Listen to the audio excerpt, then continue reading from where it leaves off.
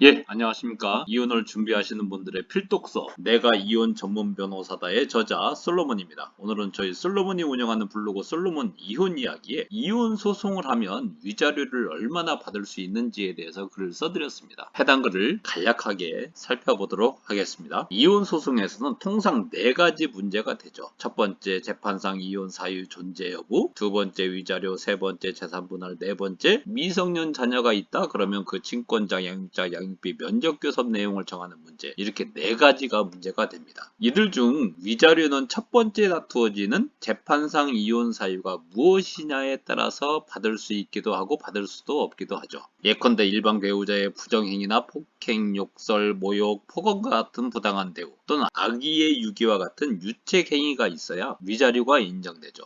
하지만 쌍방유책이거나 재판상 이혼 사유가 존재하기는 하지만 그 사유가 성격 차이, 정신병, 경제적 무능력, 종교관이나 정치관, 세계관 차이에서 오는 갈등 이런 경우에는 당연히 위자료가 인정되지 않죠. 그리고 위자료가 인정되는 경우에 적게는 500만원, 많게는 1억 원 이상까지 인정되는 추세인데 가장 많이 인정되는 금액대는 2천만원에서 3천만원 사이의 금액인 듯 합니다. 그렇다면 어느 경우에 위자료가 3천만원 이상 혹은 5천만원이나 1억 원 이상의 금액을 받아낼 수 있는 걸까요? 일단 그렇게 통상의 위자료보다 큰 금액이 나오기 위해서는 우선 재판상 이혼 사유가 배우자 외도, 폭행, 욕설, 학대와 같은 부당한 대우, 악의 유교와 같은 사유가 있어야 됩니다. 그리고 그러한 유책 행위가 진행된 기간이 길면 길수록 또 횟수가 많으면 많을수록 또 혼인 기간이 길수록 자녀가 있으면 있을수록 자녀의 수가 많을수록 그리고 그 자녀의 양육자로 피해자가 지정될수록 위자료 액수는 점점 커진다고 보시면 됩니다. 그리고 위자료 액수가 5천만 원 이상 혹은 1억 원 이상 인정되는 경우에는 이런 거에 더해서 좀 특별한 사유가 있어야 되는데 대개는 이 2가지의 특별한 사유가 있어야 됩니다.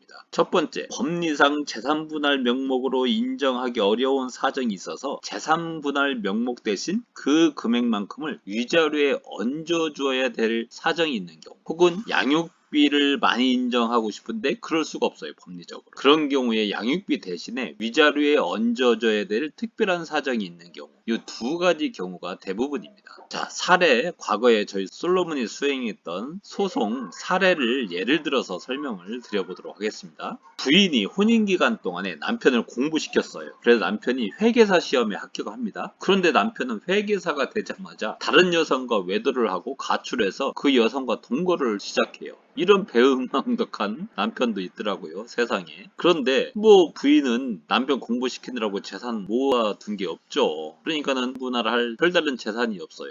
그러니까는 부인한테 재산 분할을 해줄 명목의 재산이었기 때문에 법리상 부인한테 재산 분할을 해줄 수가 없잖아요. 근데 그렇게 되면 부인이 너무나 억울하잖아요. 그러니까 그 경우에 판사님은 위자료 액수를 1억 원 이상 선고를 해버린 겁니다. 또 이런 사건도 있었습니다. 자, 사실혼 관계에서 처가 남편하고 잘 살고 있었습니다. 아이를 낳고 혼인기간은 아주 짧았어요. 짧았는데 그 처가 시아버지로부터 쫓겨난 사건입니다. 남편은 좋다고 하는데 시아버지가 싫다면서 쫓아냈어요. 근데 그 시아버지는 시할아버지로부터, 시아버지가 능력 있는 게 아니고 시할아버지가 사업을 해서 많은 재산을 형성했습니다. 그래서 시할아버지로부터 상속받은 재산이 100억 원대가 넘었습니다. 그리고 시할아버지도 살아계셨는데 시할아버지 재산은 수백억 대입니다. 근데 이제 시아버지의 눈밖에 나는 바람에 처가 어린 아이와 함께 쫓겨난 사건이죠. 그런데 정작 남편은 헬스 트레이너로 일해서 월 80만 원이 소득이 전부였습니다. 그리고 부모한테 얹혀 사니까 별다른 재산도 없었죠. 그렇기 때문에 재산 분할을 청구할 수도 없죠. 또 남편의 소득이 80만 원밖에 안 되니까 양육비도 많이 청구할 수가 없죠. 그런데 법원은 너무 억울하잖아요. 그러니까 남편이 장래 아버지나 할아버지로부터 100억 원대가 넘는 재산을 상속받을 지위에 있다는 사정, 그리고 남편의 실제 경제 생활은 아버지나 할아버지의 원조하에 풍요로운 생활을 합니다. 재벌이의 완전 그런 생활을 한다는 점을 감안을 해서 위자료 액수를 1억 원 이상 인정한 사례가 있습니다.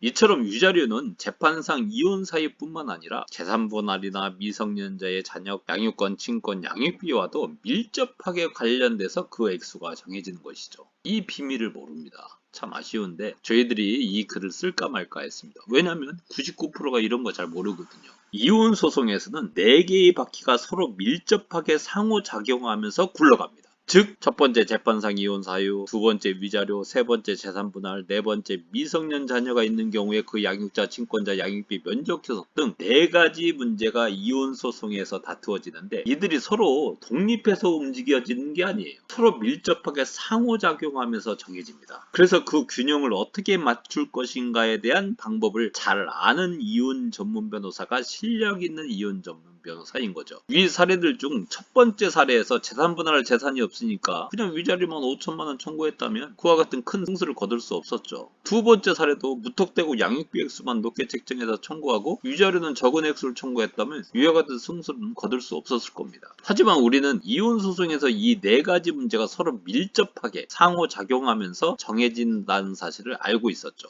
그래서 그런 방식으로 싸워 나갔던 겁니다. 그래서 이혼 소송에서 좋은 결과를 얻어내려면 이혼 소송에서 다투어지는 이 네 가지 문제가 서로 상호작용한다는 점을 정확하게 이해하고 명심해서 한쪽 바퀴가 좀 뒤처진다. 그러면 나머지 세 개의 바퀴를 조화롭게 어떻게 조율을 할 것이냐, 균형 있게 이혼 소송을 해나갈 것이냐 하는 안목을 가지는 것이 반드시 필요합니다. 그런데 다들 위와 같은 이치는 모르고 네 가지 문제가 서로 별개라는 얘기만 하고 있으니 답답하기 그지 없죠. 자, 질문 드립니다. 재판상 이혼 사유와 재산 분할이 관련이 없습니까? 재판상 이혼 사유와 양육비가 관련이 없습니까? 재판상 이혼 사유와 친권 양육자가 정해지는 게 관련이 없습니까? 대답해 보십시오. 만약에 관련이 없다라고 말하는 사람은 이혼에 대해서 전혀 모르는 분입니다. 이 네 가지는 아주 밀접하게 연관이 되어 있고 상호작용하면서 정해집니다. 자, 그러면 오늘은 99%가 모르는 정보를 오늘 공유해 드렸고 다음 시간에도 또 유익한 정보를 가지고 찾아뵙도록 하겠습니다. 감사합니다.